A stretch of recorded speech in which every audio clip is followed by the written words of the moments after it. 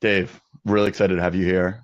For anybody watching, this is one of our Recapping with Recapped sessions where we're going to interview Dave on 2023 and 2024 going forward. Marcus Dave, Best. thank you. Dave, why don't you give a quick intro? Who are you? What do you do? Yeah. So I'm a serial entrepreneur, have helped build and sell five SaaS companies, and now I'm sitting on boards. I'm the chairman of the board for Winning by Design, which is a revenue architecture firm, really working with lots of SaaS companies on the struggles of growth. I'm also on the board of Forrester, and I just completed a book that we're publishing with Stanford Business Press on product-led growth. That's exciting. That's amazing. Yeah, thank you for the energy. Yeah, it's Yeah, good. no, I imagine there's a million learnings. Obviously, everyone watching, sign up, pre-order it. So let's dive right in. Cool. You're talking to a lot of companies. I imagine there's a lot of variation, right, between Forrester, between Winning by Design. Is there a ICP or typical kind of company that you work with that has a standard go-to-market, or are they all over the place? Yeah, I'll answer for Winning by Design. It's easy to stay in kind of one swim lane. But Winning by Design is a smaller kind of startup. It's not a public company, so it's in the groove of where a lot of I'm guessing your customers are.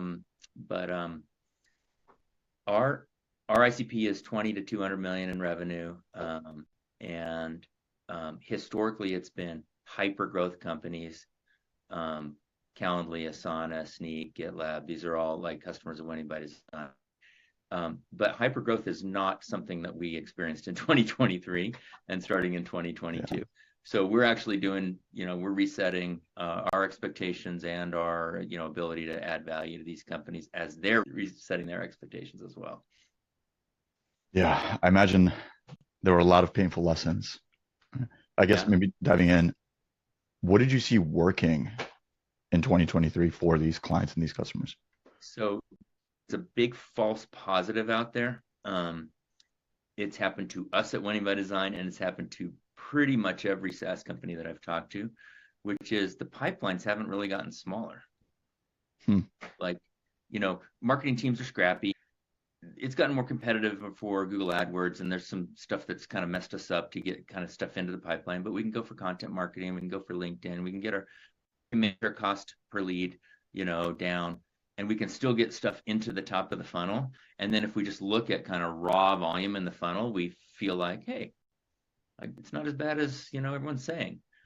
But closing that business has been a nightmare for everybody that we work with, and for us. Like, closing that business is not the same as it used to be. It's very complicated. We can talk more if we have time, but that's what we're seeing. That's really interesting because, so many reports are coming out where, top of funnel is down 57% or 47%. But it's interesting that it's actually the quality is going down and the apprehension of buying is kind of gone up. So I guess, Yeah, you'll see these like high intent, the high intent funnel versus just raw funnel, and that high intent funnel is indeed very, very hard to build. yeah. Why do you think that is? Well, we're all struggling. Like, a lot of SaaS was built to sell to SaaS, so that's, so when the SaaS industry is in trouble, it's like hurts all of us. But and there was this period of hyper growth where everybody, where venture and private equity firms were willing to pay us to build, I'm going to call it high CAC go-to-market engines. Like, they just gave us money to do that. Like, hey, everything's up and to the right, so just go get it. So hire those reps, hire those BDRs, hire those SDRs, hire those value engineers, hire those sales consultants. Like, get them in and get them working. And in 2021, it seemed like almost nothing could go wrong. Coming out of 2020, everybody was buying licenses for remote work, and so we were just pumping these go-to-market engines full of high-priced humans. And then here comes 2022, and that merry-go-round stops, and people they stop hiring, so they don't need to expand their footprints, and in some cases they start reducing. And in 2023, even worse, we've had 2 rounds of pretty substantial reductions. So I believe that we are misbuilt, or we for the actual market that's out there today. And a lot of companies are retooling their go-to-market right now, and it's the appropriate thing to do. It's crazy. We when we were looking through kind of, our churn reduction last year and the year before, in hindsight, we sold licenses sometimes where it's 50, 60, 70 seats for a team that may have had 10 or 15 sellers. Yeah. Right. And the optimism was just that high. It's like, no, no, no, we'll grow. We're going to get investor money. Where all of that came crashing down, which again, in hindsight, seems very obvious, right? But when you're in the moment and you're playing this game of musical chairs, so I guess doubling down on that, I mean, you're writing a book right now on PLG and kind of the new modern go-to-market. How do you envision that playing out over the next couple of years? I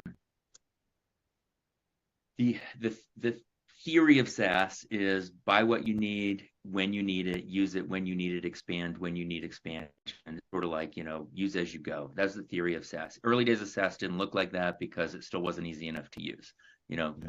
If you could just go buy 1, 2, 3 seats of Salesforce, then maybe you would have done it, but you couldn't. It was, you had to kind of install the whole thing, and that's a categorical constraint of CRM as well. But even the software that theoretically would be usable 1 seat at a time or 1 server at a time was just too hard to use on your own. So you needed help, and we needed onboarding help, customer success help, and would sell you a chunk of, kind of a minimum viable chunk to support that implementation. No longer.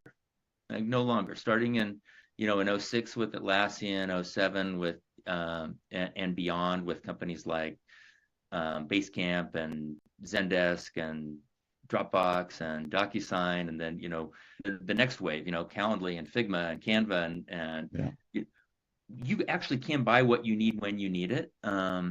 And that is the core principle around which I think we should build a modern go-to-market engine. It's like, is there a need for salespeople? Absolutely, 100%. But is a salesperson required for every bit of revenue acquisition? No. Like the product can actually do some of that on its own. It can maybe acquire first few users itself, or if that's hard, maybe it can renew itself, or maybe it could expand itself. And then the salesperson can come in as a value add kind of concierge or coach to kind of help an organization expand the rest of the way. But as much as we can hire the product to do, it's going to be almost like our own industrial revolution. Like, hey, we can actually automate this stuff. Cool. Then our people can operate the machines instead of being the machines, and we'll get further faster. I love that. And especially with, the surgence of AI. Now, I think, and we were talking about this recently, I think we're going to start seeing 5 reps be able to do the work of 20 or 15 or 25, even, if not more, going forward. Right? And the ownership of the entire buyer journey, not just these specialized roles, where in order to be really good at 5 or 6 different tasks, you will need assistance from AI and from the product, right? The product, you name some incredible companies where that go-to-market, so much of it is, again, driven by the product itself and the virality of it. The AI might be in the product, the AI might be on my side of the table if I'm a seller, but it's just giving us kind of leverage to our own natural skills, helping us know what to pay attention to. And you're right, it's going to give us a lot of efficiency. Yeah. I guess taking a step back, what do you think were some of the things that didn't work in 2023? What were some of the mishaps or maybe lessons that you had that you saw across so many companies? I'll speak for Winning by Design, but believe that this represents, I have a slightly less conviction on this, but I think it represents other companies. We keyed off of that pipeline, and we tried to keep doing business as usual. And for Winning by Design, it was a $500,000 contract to get started, or $1 million contract to get started, or $1.5 million contract to get started. That's made less and less sense for a lot of companies who are in the midst of retooling. And yes, they do need a lot of help, but also they don't have a lot of money. So our mistake was we kind of held on to kind of packaging and longer than we should have. And we really needed to get a lot more nimble and meet our customers where they are. And I think that's happening, with bundles and seat counts and other things in other industries as well. It's like, don't hold on to those old notions of, I won't roll out of bed for less than $1 million. Like, no, roll out of bed to help your customer. And if she needs $50,000, then cool, I'm in. Let's do it. Yeah. No, I love that, right? Because so much of what I spend my time thinking about too is how do we enable the buyer and, like you said, meet them where they are, right? And you need to create as less friction. You need to create as least of a friction. Sorry, let me try that again. You need to create as much of a frictionless buyer journey as you possibly can, right? Right. And that's across everything. Jolt had some really great points in the book. It's pricing, it's contracts, it's opt-out clauses, it's lack of annual contracts. Whatever you need to de-risk the investment, that's where I think it comes down to. That jolt effect is real. Yeah. Yes, it is. Yes, it is. That fear of messing up and just, putting your name on something that in today's environment could really draw attention to yourself. Like, that's a hard thing to sponsor. So let's just make it easy for them. Yeah. Obviously, it was a really hard year for everyone, but there were still winners. What did you see those high performers doing differently than the average? So very different.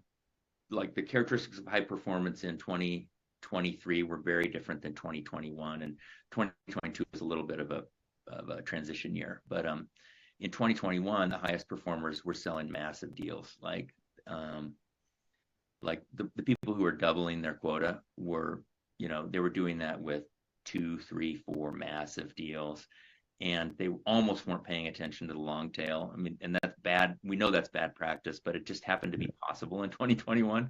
So the people who are maximizing their, comp plan were doing that. 2023 has looked very different to me. Like, a lot of those massive deals that are sitting in our pipeline are not real. Like, nobody wants to say they're not real because the buyer wants to believe that they can still command their resources, and the seller wants to believe that they can still do business the way they always have. And they both know that old game, and so they're both kind of pretending to play it. But the approvers of that are not ready to approve that big deal. So those deals are falling. So the people that I saw in 2023 perform recognized that early and played, the game of 20, 30, 50K, whatever small in your business. Yeah. And just meet people where they are, say yes, scoot around to their side of the table, help them figure out the problem the way they're looking at it, and move on, and just trust that the impact that's going to be experienced from that first footprint will subsequently be expandable. And that's the winning game in 2023. And I think it will be largely the winning game going forward. I 100% agree. I think even just internally, some people will come in and say, hey, we need 100, 200 licenses. Like, well, maybe let's start with 30. Maybe let's start with 50. Wow. And that's right? brave. That's brave. And well, because first off, I think the decision becomes easier, right? You're de-risking again, just like we talked about, but I think 2024 is going to be all around mastering the fundamentals. And so being able to prove your worth, earn your keep, and really build that credibility and that trust. And so for us, I'm like, listen, if we can get 30 up and running and they love it, 3 months later, let's talk about that 300. Let's talk about the 200. But let's make it into bite-sized chunks, right? Like how do you eat an elephant? One bite at a time. Right? Yeah. And now you're selling with a tailwind. Imagine you had, by whatever hook or crook, been able to, get 200 licenses through. It doesn't mean they have 200 people ready to use it. It doesn't mean they have managers for 200 people ready to, manage the change management. So a year from now, how many more are you going to sell them? 0, because they're still trying to digest what you already sold them. Like, that's selling into headwinds. Yeah. Well, and to that point, I think the scrutiny of those smaller decisions or those deals are under much less scrutiny as they get implemented, right? The success of a $20,000 investment versus a $200,000 investment, night and day difference. And it's not linear. I think it's exponential in that level. Right. Yeah. Keep your head down. Keep your head down. Whoa. Well, that's a big deal. Like, head chopped off. Yep. I 100% agree. Trust. One thing that I've noticed, Mark, is I've seen it from my past experiences. That requires trust. Like, the salesperson, the human who is trying to run these cycles, has to trust that the product will in fact deliver impact, and that the team, if there is a team involved in onboarding or customer success, will in fact win the hearts and minds. And so that when I come back, I will in fact have a subsequent deal to do. If I don't trust that, I'm in a pickle. That means I go big or I do nothing. And in today's environment, that kind of means nothing. I think the really big shift to that point that I see, and I believe we'll see for 2024, is that going forward, pipeline is going to be dead by default, right? Just like you mentioned, you're coming in, it's no longer great. We're going to go through this process. We're going to have a 20% close. I think if I were a sales leader, if I were a seller right now, what I guess I am, I would have the deepest of scrutiny and I would be very, very pessimistic about every single deal. And it's guilty until proven innocent, in my opinion. I love that. I mean, that's what are you, paranoid pessimist? Like, yeah, yes. Yep. Yes. I'm not going to channel it in my energy, which you don't, but I'm going to obsess about this because I kind of need to. Yeah. What do you think? I know we talked about this a little bit, but what do you think going forward, 2024, the teams that are going to need to be really, really successful, what do they need to do? So to me now, 24 is a calls for empathy. Like I've seen some reps go into bad behavior, like back against the wall. My pipeline's not closing. I'm I'm not going to hit my plan. I'm a President's Club kind of person, and this year it's not looking possible. And then that triggers desperation or kind of bad behavior. We got to check ourselves. Like everyone is struggling.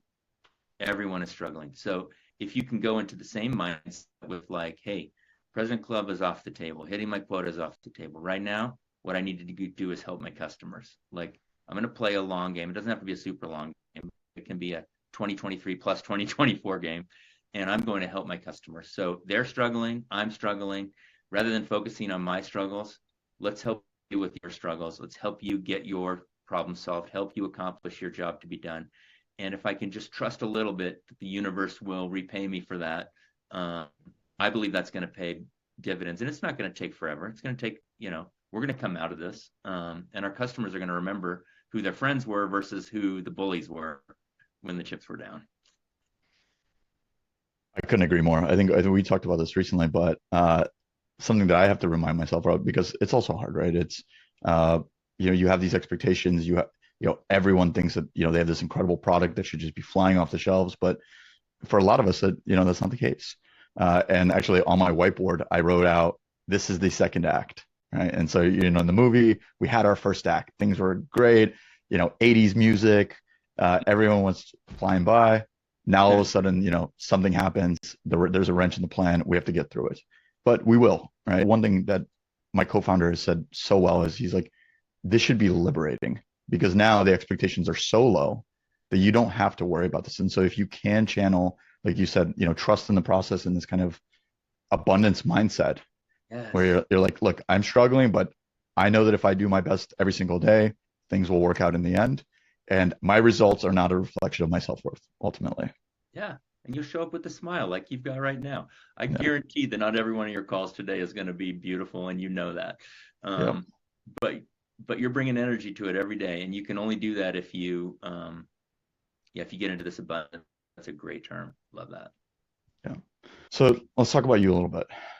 What were you most personally proud of for 2023? I mean, you had some incredible accomplishments. You're writing a book. Hopefully getting released soon. I mean, there's so much you knocked out. Like, what are you most proud of reflecting on the year?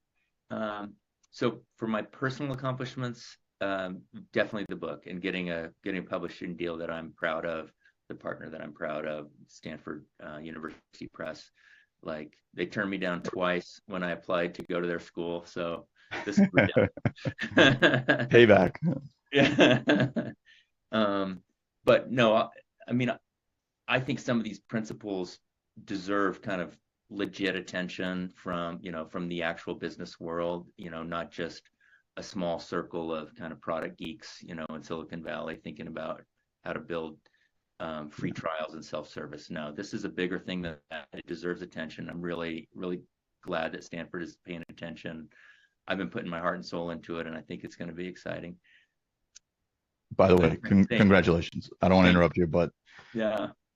But and that's great, and that's me, but I don't really like to be me focused. Like I'm really proud of the teams that I'm working with. Like I'm working very closely with Winning by Design and Forrester and a company called Pledge out of LA, and all three of them have been able to take just real reasoned decisions in the face of a shifting market. And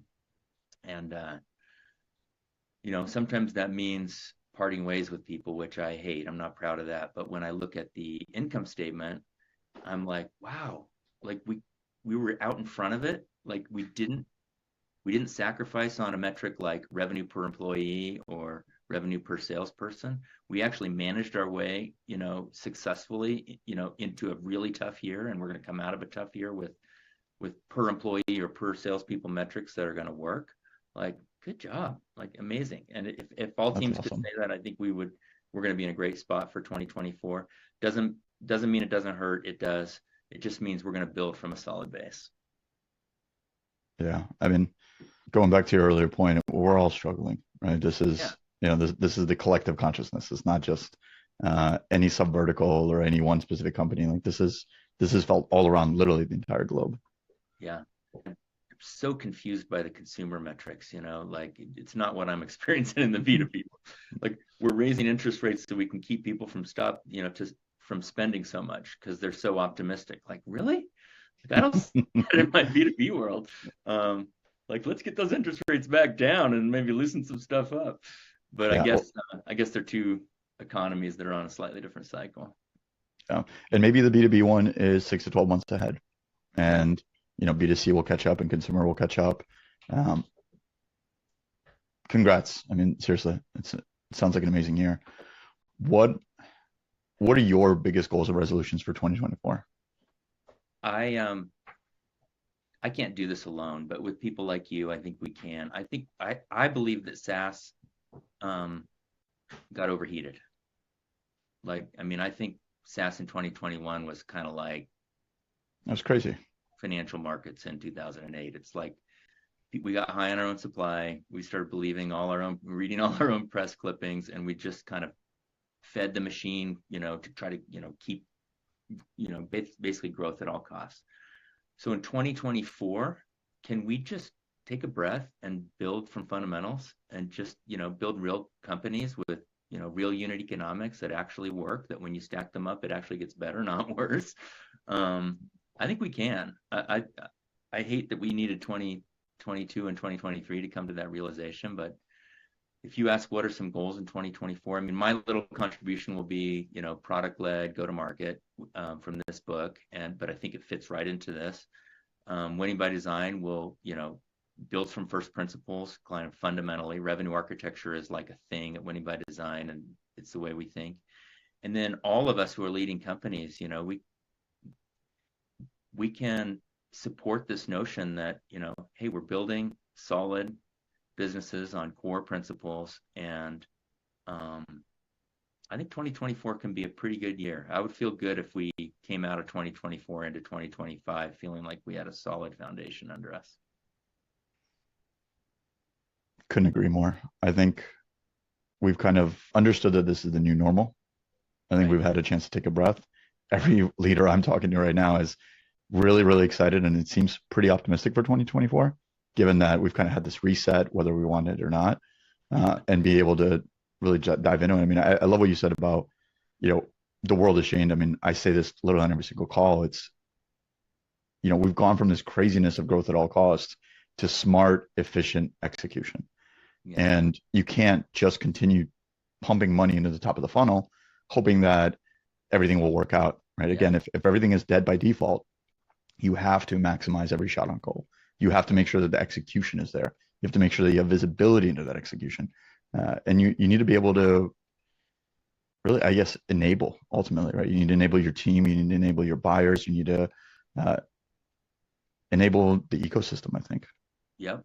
I mean, and there's like an emotional enablement, like psychologically, like help them show Yeah. up, in the right mindset. It's an outward mindset, it's customer centric mindset.